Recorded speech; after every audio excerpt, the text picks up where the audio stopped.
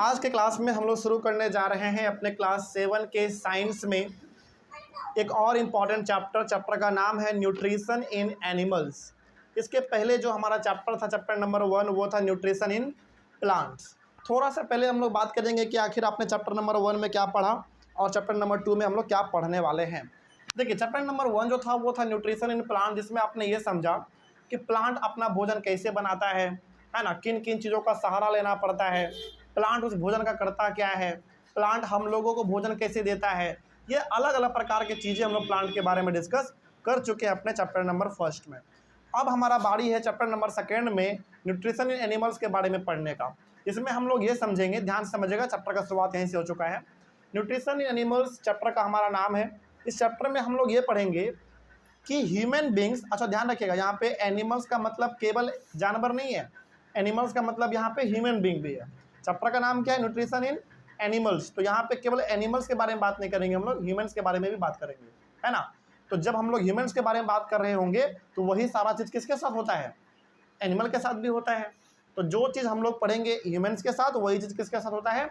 Animal के साथ। आपको ये मान के चलना है कि दोनों में लगभग क्या होता है? सेम प्रोसेस होता है, ठीक है। आइए शुरू करते हैं। तो इस चैप्टर में पढ़ेंगे क्या हम लोग, थोड़ा सा उसके बारे में पहले बात करेंगे फिर आगे बढ़ेंगे। चैप्टर का नाम बड़ा सिंपल है, न्यूट्रिशन इन एनिमल्स। इसका मतलब हम लोग इसमें पढ़ेंगे कि हम लोग भोजन खाते कैसे हैं, है ना, उस भोजन से एनर्जी कैसे बनता है। हमारे बॉडी में अलग अलग पार्ट है हमारे डाइजेस्टिव सिस्टम का, जिसमें आपका ऑइसोफेगस यानी कि फूड पाइप आ जाता है। ऑइसोफेगस को हम लोग क्या बोलते हैं?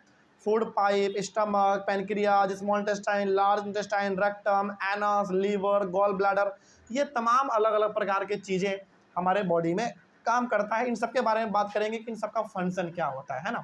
तो ओवरऑल हम लोगों को चैप्टर में ये पढ़ना है कि ह्यूमन बींग्स जो भोजन खाता है उस भोजन के साथ क्या होता है, उस भोजन का ब्रेक डाउन कैसे होता है, उससे एनर्जी हम लोगों को कैसे मिलता है ना।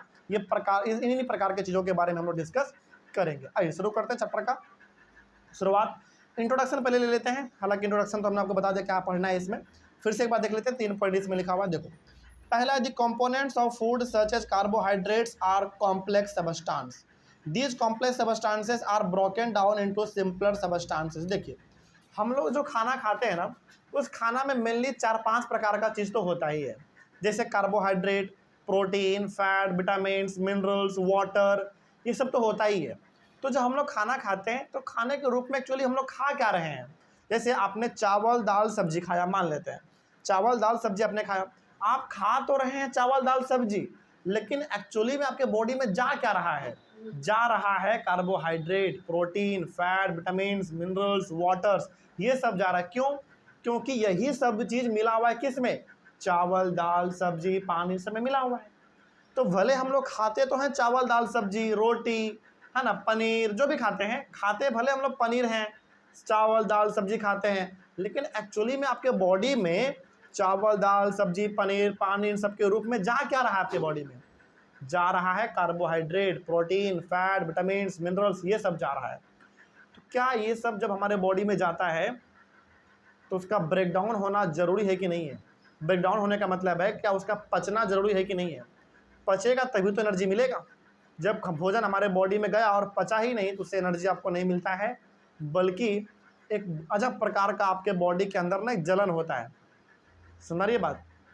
तो ओवरऑल कहने का मतलब है कि जो हम लोग खाना खाते हैं उसमें कार्बोहाइड्रेट होता है, प्रोटीन होता है, फैट होता है, विटामिन्स, मिनरल्स, ये सब होता है। इन सब को ब्रेक करना बहुत ज़्यादा ज़रूरी है, तभी जाकर हमारा भोजन पचेगा और उस भोजन से हमको क्या मिलेगा? फिर एनर्जी मिलेगा।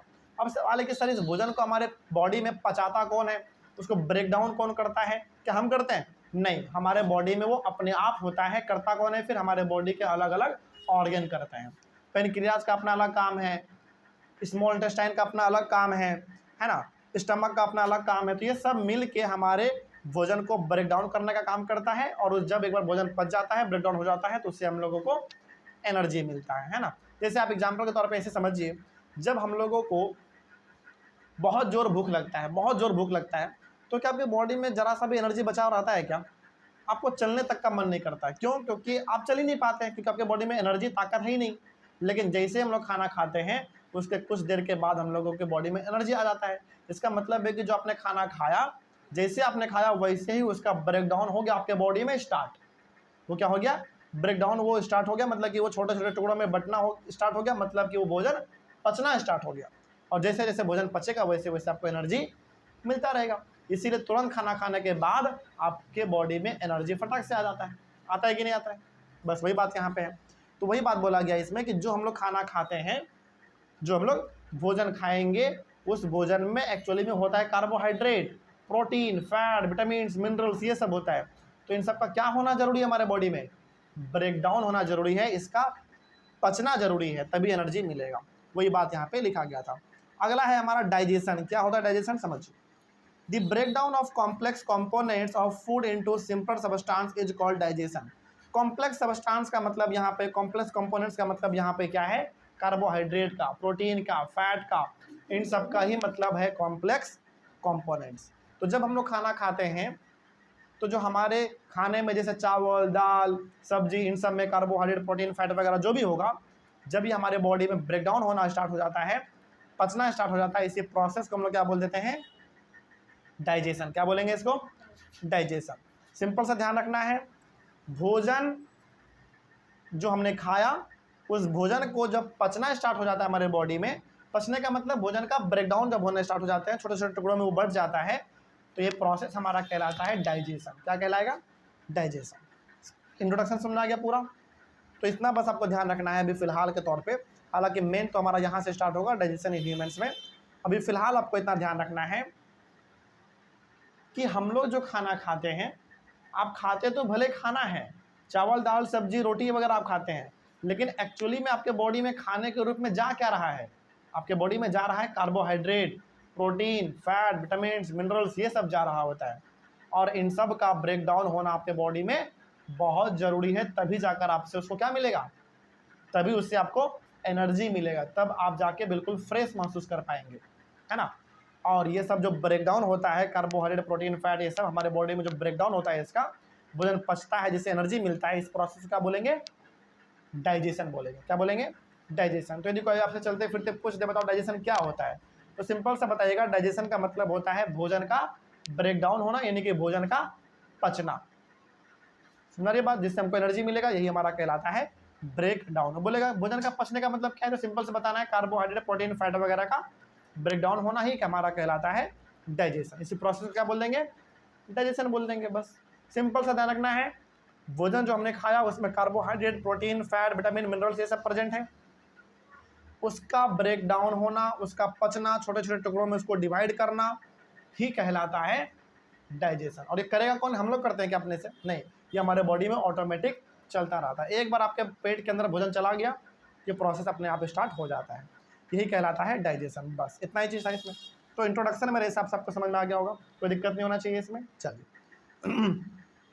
नेक्स्ट हम लोग डिस्कस करेंगे डाइजेशन इन ह्यूमंस। आइए थोड़ा सा हम लोग बात करते हैं डाइजेशन इन ह्यूमंस। ध्यान रखना है, मेन टॉपिक हमारा होने वाला है डाइजेशन इन ह्यूमंस, जिसके अंदर हम लोग बात करेंगे the mouth and buccal cavity के बारे में, फिर बात करेंगे दी फूड पाइप जिसको हम लोग ऑइसोफेगस भी बोलते हैं, फिर बात करेंगे स्टमक के बारे में, फिर स्मॉल इंटेस्टाइन, स्मॉल इंटेस्टाइन के अंदर ही हम लोग बात कर लेंगे लीवर के बारे में, पेनक्रियाज के बारे में, फिर बात करेंगे स्मॉल इंटेस्टाइन में एब्जॉर्प्शन कैसे होता है, फिर बात करेंगे लार्ज इंटेस्टाइन के बारे में। यहाँ तक हमारा ये टॉपिक चलने वाला है। फिर नेक्स्ट टॉपिक स्टार्ट हो जाएगा digestion in grass eating animals, फिर feeding and digestion in amoeba, उसके बाद फिर आपका चैप्टर खत्म हो जाएगा। ठीक है, तो आइए शुरुआत करते हैं हम लोग यहाँ से। तो मेन टॉपिक अभी हमारा फिलहाल क्या होने वाला है? Digestion in humans. इसमें बहुत सारे टॉपिक हैं, तो हम लोग इन सबको एक एक करके डिस्कस करते चलते हैं। आइए शुरू करते हैं। पहला पॉइंट इसमें लिखा हुआ है कि the food passes through a continuous canal which begins at the buccal cavity and ends at the anus. यदि आप डायग्राम को ध्यान से देखेंगे ना, यानी कि जो डायग्राम आपका दिया हुआ है, यह पूरा का पूरा डायग्राम कहलाता है डाइजेस्टिव सिस्टम। क्या कहलाता है? Digestive system. बड़े क्लास में आएंगे ना, इसी डाइजेस्टिव सिस्टम को क्या बोल दिया जाएगा? एलिमेंट्री कैनल बोल दिया जाएगा। क्या बोल दिया जाएगा? एलिमेंट्री कैनल बोल दिया जाएगा। मतलब यदि आप लोग अभी छोटे क्लास में हैं, क्लास 7 में, तो एनसीईआरटी बुक में देखेंगे आप या फिर किसी और भी बुक में देखेंगे, तो यहाँ पे बेसिकली इसको ह्यूमन डाइजेस्टिव सिस्टम के नाम से इस डायग्राम को बोला गया है। लेकिन जब आप क्लास 10th में आएंगे और थोड़ा सा ऊपर क्लास में आएंगे, तो डाइजेस्टिव सिस्टम ना बोल के इसको क्या बोलता है, एलिमेंट्री कैनाल बोल देता है। तो कोई दिक्कत नहीं है, बात सेम ही है, नाम बस बदल देता है, बात क्या है, सेम है। तो हमारा जो ये पूरा डाइजेस्टिव सिस्टम है ना, ये शुरुआत होता है हमारे माउथ से और ख़त्म कहाँ पे होता है, एनस पे जाके ख़त्म हो जाता है। मतलब ये बगल कैविटी को हम लोग माउथ बोलते हैं, मतलब कि माउथ को ही बगल कैविटी बोलते हैं। यानी कि हमारा जो एलिमेंट मतलब पूरा जो डाइजेस्टिव सिस्टम है उसका शुरुआत कहाँ से होगा, माउथ से, ख़त्म कहाँ पे होगा, एनस पे ख़त्म होगा। तो ये हो गया हमारा बगल कैविटी जिसको हम लोग माउथ बोलते हैं। यहाँ से लेकर ये पूरा का पूरा पार्ट, ये सब कुछ हमारा डाइजेस्टिव सिस्टम में आता है और यहाँ पे एनस पे जाके हमारा पूरा वो ख़त्म हो जाता है ना। तो ध्यान रहे, जो कोई पूछे कि बताइए हमारा डाइजेस्टिव सिस्टम जो है वो कहाँ से शुरुआत होता है और कहाँ पे ख़त्म होता है, सिंपल सा बताना है, माउथ यानी कि बगल कैविटी से शुरुआत होगा। माउथ को हम लोग बगल कैविटी बोलते हैं, ठीक है, ध्यान रखना। तो कहीं जगह पर माउथ लिखा रहता है, कई जगह पर बगल कैविटी लिखा रहता है, बात सेम है, वो माउथ के बारे में ही बात कर रहा है। तो हमारा जो डाइजेस्टिव सिस्टम है वो माउथ से शुरू होता है और एनएस पे जाके खत्म हो जाता है। ये पूरा इसके बीच में जितने भी ऑर्गन आए, लीवर, गॉल ब्लैडर, स्टमक, ये सब हमारा आता है किसमें, डाइजेस्टिव सिस्टम का ही पार्ट में आ जाता है, ठीक है। आइए शुरुआत करते हैं। तो वही यहाँ पे लिखा हुआ है कि the food passes through a continuous canal which begins at the buccal cavity and ends at the anus. तो हम लोग जो खाना खाते हैं माउथ से खाएंगे, वो खाना धीरे धीरे माउथ से नीचे आते आते वो ब्रेक डाउन होगा, पचेगा और अल्टीमेटली एनस के थ्रू हमारे बॉडी से बाहर निकल जाता है। इसका मतलब हुआ कि डाइजेशन का शुरुआत होता है माउथ से और अंत हो जाता है एनस पे जाके, पूरा खत्म, है ना। कि हमारा पूरा का पूरा डाइजेस्टिव सिस्टम हमारा माउथ से शुरू होता है और एनएस पे जाके खत्म हो जाता है। तो हम लोग जो भोजन खाते हैं, इंटर कहाँ से करता है हमारे बॉडी में भोजन, माउथ से, और हमारे बॉडी से बाहर कहाँ से निकलता है भोजन, मतलब कि वो मतलब वेस्ट मटेरियल एनएस के थ्रू बाहर निकल जाएगा, ठीक है। यही हमारा पूरा का पूरा एलिमेंट्री कैनल जिसको आप डाइजेस्टिव सिस्टम बोलते हैं, यही हमारा पूरा का पूरा डाइजेस्टिव सिस्टम है, जो कि शुरुआत होगा माउथ से और खत्म हो जाएगा एनएस पे। यहाँ माउथ है हमारा बगल कैविटी, यहाँ से लेकर एनएस पे जाके हमारा डाइजेस्टिव सिस्टम खत्म हो जाता है। तो ओवरऑल कहने का मतलब ये है कि आपका जो भोजन है वो आप माउथ से लेते हैं लेकिन बाहर निकलता है एनस से, ठीक है। और इसी के बीच में, माउथ और एनस के बीच में ही उस भोजन के अंदर जो कार्बोहाइड्रेट है, प्रोटीन है, फैट है, इन सब का ब्रेक डाउन हो जाता है और इससे हमको क्या मिल जाता है, एनर्जी मिल जाता है। और जो वेस्ट मटेरियल होता है हमारे बॉडी से वो बाहर एनस के थ्रू बाहर निकल जाता है, ठीक है। आइए अगला है हमारा, the canal can be divided into various compartments. और ये जो कैनल है हमारा, कैनल मतलब यहाँ पे डाइजेस्टिव सिस्टम का बात कर रहा है। कैनल का मतलब क्या है, डाइजेस्टिव सिस्टम के बारे में ये बात कर रहा है कि ये अलग अलग कंपार्टमेंट में बटा हुआ है। मतलब डाइजेस्टिव सिस्टम जो हमारी ह्यूमन बॉडी का है उसमें बहुत सारे अलग अलग पार्ट हैं, जैसे बकल कैविटी है यानी कि माउथ है हमारा, उसके बाद फूड पाइप है जिसको हम लोग ओइसोफेगस बोलते हैं। तो ये वाला जो पाइप है इसको हम लोग फूड पाइप बोलते हैं, लेकिन इसको और किस नाम से हम लोग जानेंगे, ओइसोफेगस के नाम से जानेंगे, कोई दिक्कत नहीं इसमें। अगला है हमारा, इसमें और क्या होता है भाई, स्टमक होता है, स्मॉल इंटेस्टाइन होता है, लार्ज इंटेस्टाइन होता है और रेक्टम होता है और फिर जाके एनस होता है। मतलब कहने का है कि हमारे डाइजेस्टिव सिस्टम में, हालांकि डाइजेस्टिव सिस्टम शुरुआत होता है माउथ से और ख़त्म होता है एनस पे, और यहाँ माउथ से लेकर एनस के बीच में बहुत सारे कंपार्टमेंट बने हैं। कंपार्टमेंट का मतलब है कि अलग अलग ऑर्गन है, सबका अपना अलग अलग काम है, सबका अलग अलग काम है। क्या काम है ये हम लोग आगे भी डिस्कस करेंगे। जैसे ओइसोफेगस का क्या काम है, ओइसोफेगस में ना फूड पाइप का क्या काम है, लीवर का काम क्या है, गॉल ब्लैडर का काम क्या है, पेनक्रियास का काम क्या है, स्टमक का क्या काम है, इन सब के बारे में हम लोग आगे डिस्कस करते चलेंगे। अगला है हमारा, these parts together form the elementary canal जिसको हम लोग डाइजेस्टिव ट्रैक बोलते हैं। ऑब्वियस सी बात है, कहने का मतलब यहाँ पे सिंपल सा है कि ये जो पूरा का पूरा आपका डाइजेस्टिव सिस्टम है इसको एलिमेंट्री कैनल के नाम से भी हम लोग जानते हैं, कोई दिक्कत नहीं इसमें। देखो यहीं पे मिल गया एलिमेंट्री कैनल, तो ऊपर क्लास में जब आएंगे तो वहाँ पे भी आपको कई बार डाइजेस्टिव सिस्टम ना लिख के क्या मिल जाएगा, लिखा हुआ एलिमेंट्री कैनल मिल जाएगा। तो मतलब आपको दोनों का सेम समझना है, कोई दिक्कत नहीं इसमें। तो यहाँ पे अभी तक जो हम लोगों ने पढ़ा है बस उसमें आपको इतना ध्यान रखना है कि जो चीज़ हम लोग ह्यूमंस के साथ पढ़ेंगे वही चीज़ किसके साथ होगा, एनिमल के साथ भी होगा। समझ आ रही है बात, मतलब कि जितना कुछ हम लोग ह्यूमन बींग्स हैं तो हम लोग जितना कुछ ह्यूमन के बारे में पढ़ेंगे वही सारा चीज़, सारा फंक्शन और किसके साथ होता है, एनिमल के साथ भी होता है, ठीक ना। तो ये हम लोग इसमें डिस्कस करने वाले हैं। तो इतना ध्यान रखना है कि जो हमारा चैप्टर है न्यूट्रिशन इन एनिमल्स, इसमें हम लोगों को केवल यह पढ़ना है कि जो हम लोग भोजन खाते हैं उस भोजन में होता है carbohydrate, protein, fat, vitamin, minerals, ये सब होता है।